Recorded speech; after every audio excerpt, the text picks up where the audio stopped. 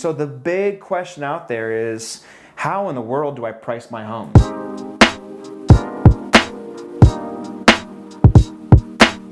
Well, hello everyone. I'm Blair Bryant with the Steller Group. And I'm Emily Lomborg. And here we are with our 2021 mid-year market update. I know, it's hard to believe we're halfway through the year. Yes, it's July of 2021, and what a year it's been. Yeah. So incredibly crazy. So we thought we'd take this time to look back on what has happened in the Denver real estate market and give a little bit of insight into how we ended up where we're at. Where we are today, what we're predicting to happen as we head into the end of summer and fall. Right. So here we go. Obviously, we have experienced the best sellers market that we've ever seen in Colorado. And this is a nationwide thing, right? It is the COVID bounce back, we've been calling it.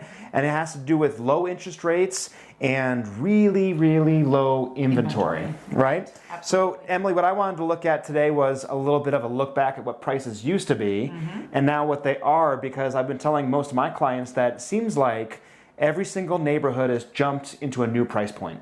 Absolutely. What we have seen happen is, even if you're looking back at comps that, houses that sold in January or February, those same homes in the same neighborhood might be selling for, 20%, 30% more now, 6 months later, which is really normally unheard of. It's just unheard of, really, historically. And so here we are, we're looking at January 2020 through March 2020 at the 80122 zip code. And what we're looking at is like your average house, a 4-bedroom, 3-bath house. This is in the Littleton Public School District. And in the time between January and March of 2020, this is pre-pandemic, there were 26 sales of existing 4-bedroom, 3-bath houses, and the range of prices was between $500,000 and $665,000. Fast forward to 2021, and we have had 10 sales in that same time period, and the prices range from $720,000 to $925,000. Yeah, unbelievable. Yeah, and it's the jump. How did this happen?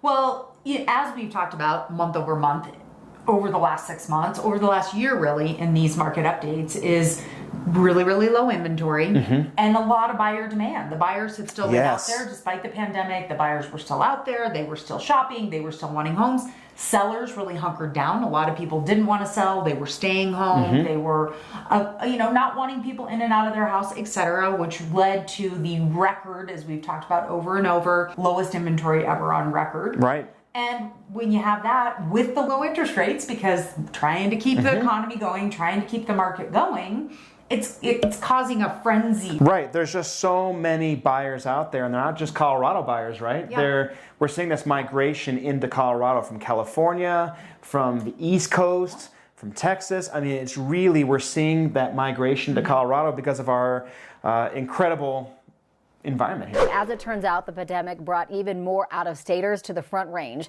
The Denver Metro Association of Realtors reports Colorado experienced a net migration gain during the pandemic. This past year, most of the movers came to Colorado from Georgia, 23%. We're also seeing professionals make their way here from much larger cities like New York, San Francisco, and Chicago. Well, we have an awesome climate. We have great outdoor recreation. Right.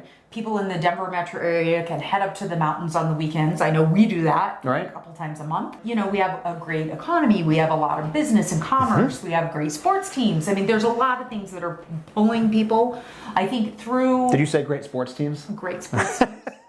We have... Well, they were good. I mean, let's just discount the Broncos. But we have a great environment, great schools, great overall place to live, right? And raise your kids. Absolutely. And so I think during the COVID pandemic, a lot of people focused on, where do I want to live? A lot of people went remote with work, and they're going to stay remote with work. Right. A real lot of people. And if I get to work remotely, if I can work wherever I want to be, where is it that I want to be? Right. So inventory. Let's discuss inventory. So this is a look back again at June of 2020. These are the DMAR stats. So these are the big stats. This is an 11 county area that surrounds Denver. At the end of June 2020, we had 4,082 listings. Fast forward down to June of 2021, Emily, and it's 2,137. I mean, that's basically cutting it in half, right? Yeah, right. Half the inventory this summer than there was last summer. To really speak to why prices went wild, This is a stat that just jumps off the page to me. At the end of February, we only had 1,120 detached homes on the market. Crazy. Yeah, I mean, I think that's where really when things were at the Their lowest, peak, right? Yeah. However, it's 50% higher than we were just a few months ago. And so I think that's an encouraging statistic for the buyers out there. Absolutely. To see that now that COVID's kind of under control, a lot of people are vaccinated, or the world's opening up and we're kind of going back to business as usual, that more sellers are becoming more comfortable and saying, okay, I'm ready to go to market. I'm comfortable having people come into my home. They're coming more to market. So, we do a lot of business, and because we do a lot of business, we're kind of able to see these market trends. So last week we listed a Steller Group record 9 homes in 1 week. This is the week following the 4th of July. Exactly. So 9 listings went on the market, and Emily, the great news was 7 of those houses went under contract. But what we saw was that there weren't quite the frenzy of buyers. There wasn't quite the frenzy of offers. That does represent a big change from what we saw back in March, February, I would say even April of this year. Exactly. We talk a lot about what the market is like and what is the market condition. And an agent here at our office uses this analogy, which we both really like. And she said, we've been in the middle of a wildfire in the market, an uncontrolled wildfire. And now it's more of a controlled burn. The fire's not out. Right. The fire's still going. The market is still really active. It's still really going. We're still seeing a lot of homes where we're getting multiple offers. Still great to be a seller, but a little easier to be a buyer. A little bit easier, a little bit more. The inventory is increasing, which is really encouraging. And we're in our typical July market to some extent too, which typically pulls back a little bit. So this last stat we're going to look at is pricing. Last year in June, for a detached family house, $558,664, jumped all the way up to $728,385, 30.38% year over year. And we've been doing these market updates monthly, so you guys out there who are thinking about buying, who are thinking about selling, can get a little bit of real-time data on what this market is doing. So the big question out there is, how in the world do I price my home? Exactly. And I do think that's what we're seeing a lot of struggle with right now. I mean, pricing is kind of all over the board, and a big part of that is somebody goes in and a house is listed at, let's take that $550,000 price range. The house is listed at $550,000. It has a lot of competition and people are inching that price up. And all of a sudden, that house that's priced at $550,000 sells for $635,000. Right. That's a lot over the asking price. Crazy. So another house just like it comes on the market, and do they price at $550,000 where all the other comps are? Do they go with that one house and go at $635,000? Where do they price it? If they're pricing it on the high end, it might sit there a little while because people are saying, wait, what else is in the in this neighborhood? They might not even come across it. If they price it on the low end, they might get in a big bidding war. And so we are seeing a lot of this is the psychology of the market. You've got to remember that I have 2 examples we're going to show you right now. I had a house that listed in January in the low 500s, and we escalated all the way into the mid 600s, right? And that was January. That was that really very short inventory area. And it was great. We had backup buyers. I had like 10 offers. I probably had almost 45 showings in 2 days. Well, fast forward, and this one listed right after Memorial Day weekend. And I was looking at the comps in the area, knowing that a lot of the under contracts were closing in the mid 600s. So we as a team made the decision to price in the mid 600s.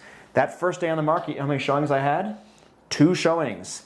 And we quickly reduced our price right below 600. And as soon as we did, we ended up with a price above 600. Exactly. So be aware that we're still in a rapidly appreciating market, and buyers expect to pay more than list price when they're buying a house. And buyers, just so you know, there might be some daylight here for you to buy a house that you might not be in these multiple bidding war situations. Absolutely. I think as we continue to see the post-COVID recovery, we continue to see more people come to market. July, like we said, is typically kind of a quieter time in market, but we're seeing an increase in inventory. I do think we're going to continue to see that in August to September, which is year over year, a very healthy time of year to have Absolutely. a lot of listings because people want to get on the market and get their move done before the holidays, before the snow flies, before it starts getting dark and cold. But there will be a little bit of a frenzy of sellers saying, I want to get this done before I put my holiday decorations out and set my Thanksgiving table. Well, it is. So here's the end of this video for us. We're gonna kind of cap it right here. Thank you for watching our market update. I'm Blair with the Steller Group. And I'm Emily. Bye bye.